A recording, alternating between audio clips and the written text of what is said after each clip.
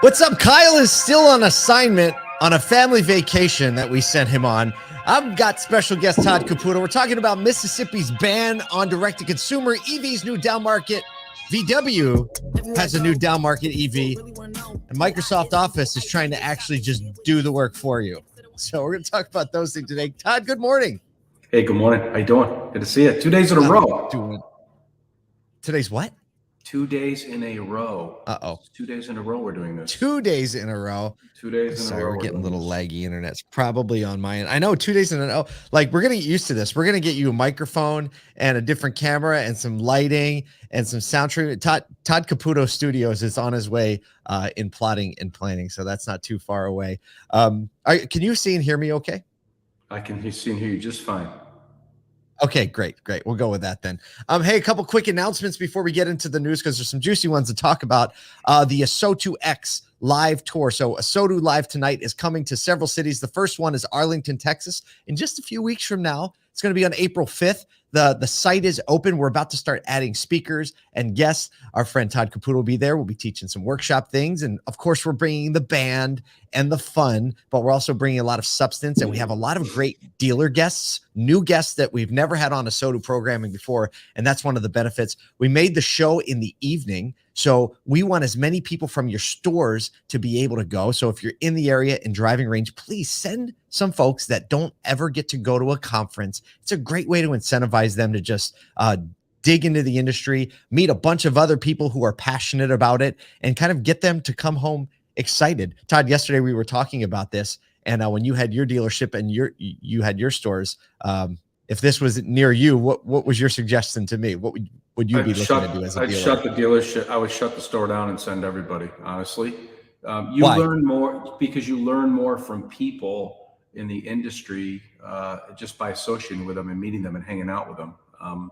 And there's no better way to learn. I've made all my connections in the industry, most of them through conferences and by meeting other people, and you pick up best practices and you have some fun. So, not only that, cut people out a little bit early some night. It makes a world of difference. The days in the car business are very long, very true. long. So, and it's a Wednesday. We had it on a Wednesday, right? What's going on Wednesday night at the store? Right. All right. Let's get into tomorrow. Right, exactly. Let's get in some news because just about 10-12 minutes from now, we're going to be going into the All Things Used Car Room on Clubhouse Live. If you don't have Clubhouse, just download it from the App Store and search All Things Used Cars. We have an amazing conversation that happens there every week in David Long's All Things Used Cars. All right, earlier this week, Mississippi passed a bill that bans EV manufacturers from directly selling their vehicles to consumers, instead mandating that they work through a franchise dealership network. Now, the law does include a limited exception for Tesla. It grandfathers them in, limits the store to one because there's only one there. So they're saying we're going to let that one exist. Obviously, supporters say that it's going to protect the hundreds of small car franchise dealerships in the state. And then as expected, EV startups like Rivian and Lucid are criticizing the move, saying it's going to hinder consumer choice. Mississippi Governor Tate Reeves posted comments about the decision and the bill on Facebook, saying almost 200 small businesses in communities across our state are seeking assurances that big manufacturers can't just destroy their businesses. That's fair. He says, I also recognize that innovation in the industry is inevitable, and with innovation comes new companies and new business models, and he's committed to finding long-term solutions in the changing market, and he looks forward to working with everyone involved in the situation. So this is a major swing by a state to basically put a full stop on direct-to-consumer sales from manufacturers, with the one exception of the Tesla store that is already open. Todd, you're second-generation dealer. What's your reaction and response to this? Because you're also very committed to innovation. So I think that it's a great thing for all the dealers in Mississippi and maybe possibly for the rest of the country as well. It sets a pretty good precedent. I don't think that the manufacturers, and you and I have talked about this before, truly understand what goes on at a car dealership on a daily basis. True. And if they did, they probably would reconsider wanting to do this. And I know they're trying to do it in Europe, and I know they're going to try to continue to do it in the US. And some of these new EV manufacturers think that they can do it without dealers because Tesla did. But again, I'm a Tesla owner. We know this, right? I've been to the Tesla store for service here in Charlotte. And, how can I put it? it's got no personality. No offense to Elon Musk, because I love his cars and I think he's a great guy and he's an innovator, but it's not like a typical dealership at all. And I don't see Tesla doing things in the community like car dealers do. And you need to have that relationship with a dealership when you own a car. Cars are expensive. It's not a TV from Best Buy or a smartphone from Apple. It's an automobile, and people want to deal with a car dealer that cares about them. And every car dealer that I know, they're good people. They do a lot for their community, and they employ hundreds, if not thousands of people, and generate a lot of sales tax revenue between the revenue they generate out of the dealership plus the people they sublet work to. It's nothing but a great thing for the industry as far as I'm concerned. And I think you might see, especially overseas, or in some of the states where this doesn't necessarily pass, is some of the manufacturers might walk that backwards, because you're going to find that consumers won't be as happy dealing with a direct manufacturer than they would be with a car dealer. Yeah, it really is a difficult place to be, because, you know, consumer choice is something that drives capitalism. It's one of the things in the foundational principles of why capitalism works.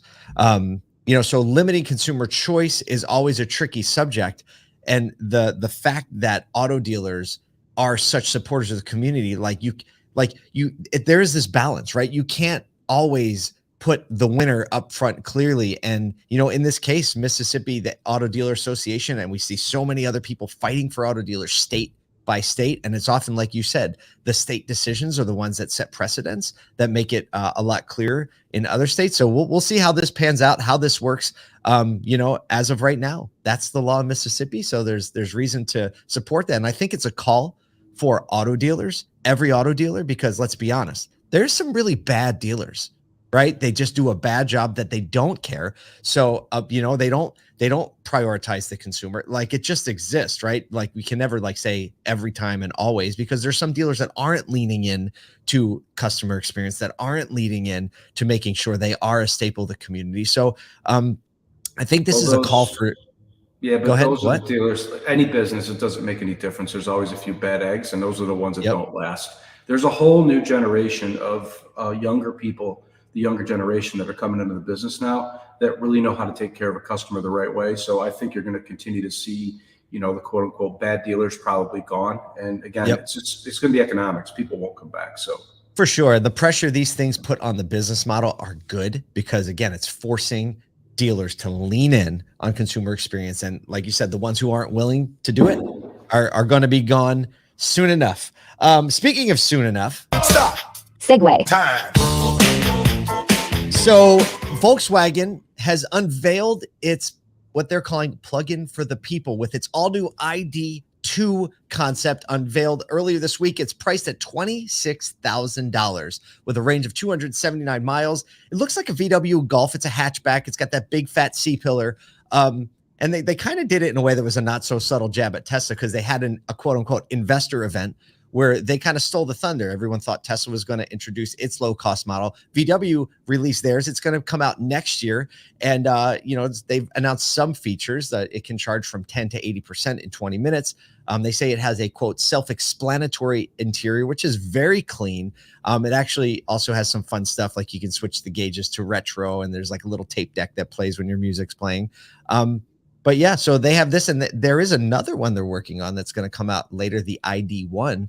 They say is going to be sub $20,000. So, you know, they're investing heavily in battery technology. And this was kind of something that, I guess it didn't come out of nowhere, but it definitely is moving the needle in this race for EV affordability and adoption. I don't know. Have you heard anything about this one? That car's a winner. 26 grand for an electric car that gets almost 300 miles in range. It'll sell. Volkswagen is definitely all over it when it comes to the future. But every dealer that I talk to right now with a Volkswagen franchise is clamoring for product. They cannot get product right now.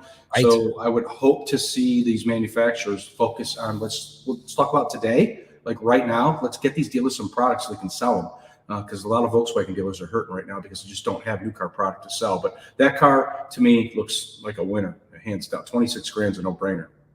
Yeah, I mean, like, try to think, like, what other cars on the market are you getting right now for 26 grand? Like, what are some of the other stuff? Like, like a Kia Soul, maybe a Sportage. Trying to think of stuff in the same kind of segment.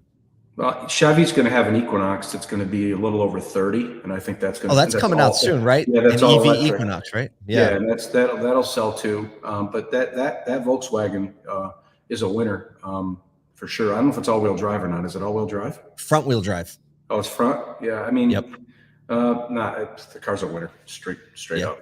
That's a winner. Hopefully they build enough of them. That's all. They got to build them. Yeah, exactly. They got to build them. So 2025 again is the expected release date. And also they did mention in this that in 2024, they're going to be releasing that electric Volkswagen bus. They just put it in there. I haven't heard much about that, but I think that's going to be one of those immediate cult favorites as well. Speaking of cult favorites. Stop. Segway. I don't know if we can call it. We usually call the Apple users the cult users and the Microsoft ones. But if you look at, there's some people excited about Microsoft Office. And, obviously it's been a place over the years where millions and millions of people get work done. And now the company's laying so heavily into the AI language model ChatGPT integration in their services throughout the suite.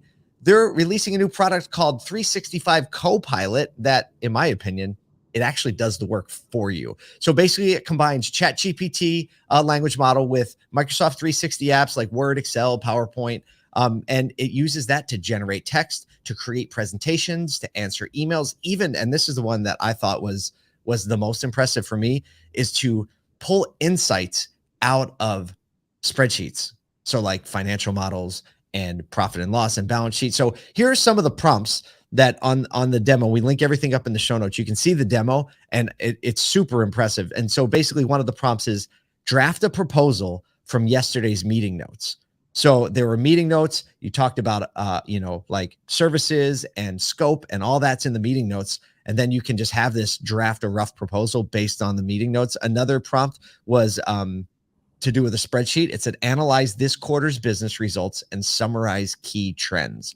The third prompt was create a short presentation based on, and then you could just say like these notes or this article or whatever, and it literally generated a PowerPoint with images, and you can give it prompts like make it more casual, make it more formal, make it more modern. And so just the scope of work that can be done like that. And granted, there's probably going to be some accuracy issues, but I mean, what is your thought on this technology? I mean, you always on the new tech.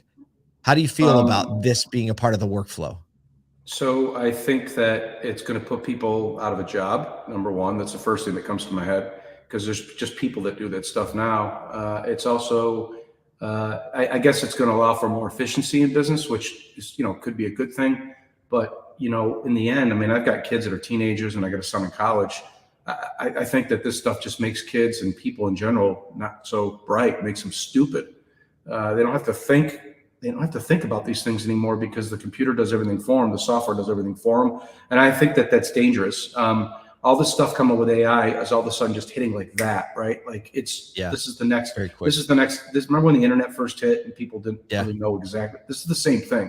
I think this is just like it was. Yeah, it is altering. It's going to alter a lot of things. And I think we, as a culture and as a society, we got to really think about that, especially when it comes to educating kids, because, I don't know. There's a lot of good things, but I think that there's a lot of bad as well. But that's a long conversation. We don't have time for it. No, we don't. But I think the bottom line is that it's a lot to process, right? It's just a lot to strategically think through.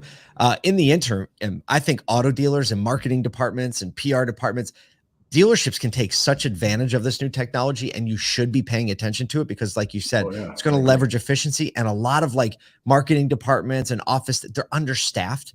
And this is a way I think you can elevate the customer experience by just producing better things quicker and letting the people use their brain power on critical thinking and observation and the human element instead of like the administrative element. So I hope we move forward, but obviously we're going to pay attention to it. We're going to do all we can to bring it to you. Todd, thanks for joining me twice this week. I hope you have an amazing weekend. I know you're just about to get into your workday. You probably started before the show, but you all have work to do too. So sell some cars. We got to sell some cars this weekend.